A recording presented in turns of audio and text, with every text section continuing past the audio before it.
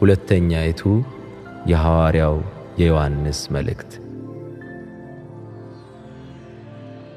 በእኛ ስለሚኖርና ከእኛ ጋር ለዘላለም ስለሚሆን እውነት እኔ ሽማግሌው በእውነት ለምወዳቸውና እኔ ብቻ ሳልሆን እውነትን የሚያውቁ ሁሉ ደግሞ ለሚወዷቸው ለተመረጠች እመቤትና ለልጆቿ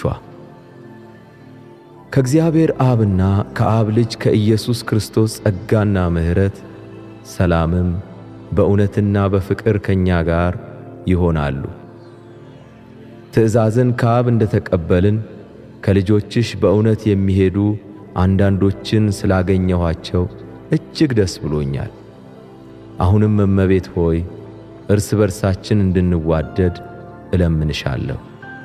ይህች ከመጀመሪያ በእኛ ዘንድ የነበረች ትእዛዝ ናት እንጂ አዲስ ትእዛዝን እንደምጽፍልሽ አይደለም። እንደ ትእዛዚቱም እንሄድ ዘንድ ይህ ፍቅር ነው። ከመጀመሪያ እንደሰማችሁ በእርሷ ትሄዱ ዘንድ ትእዛዙ ይቺ ናት። ብዙ አሳቾች ወደ ዓለም ገብተዋልና እነርሱም ኢየሱስ ክርስቶስ በሥጋ እንደመጣ የማያምኑ ናቸው። ይህ አሳቹና የክርስቶስ ተቃዋሚው ነው።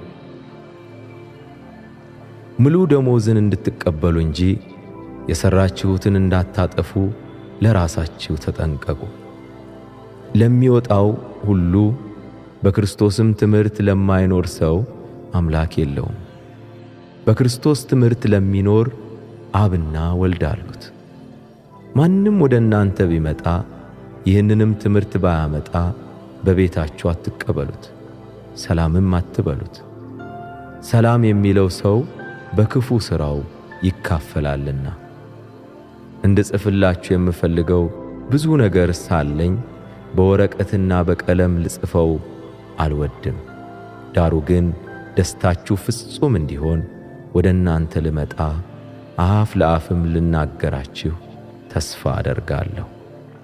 የተመረጠችው የእህትሽ ልጆች ሰላምታ ያቀርቡልሻል።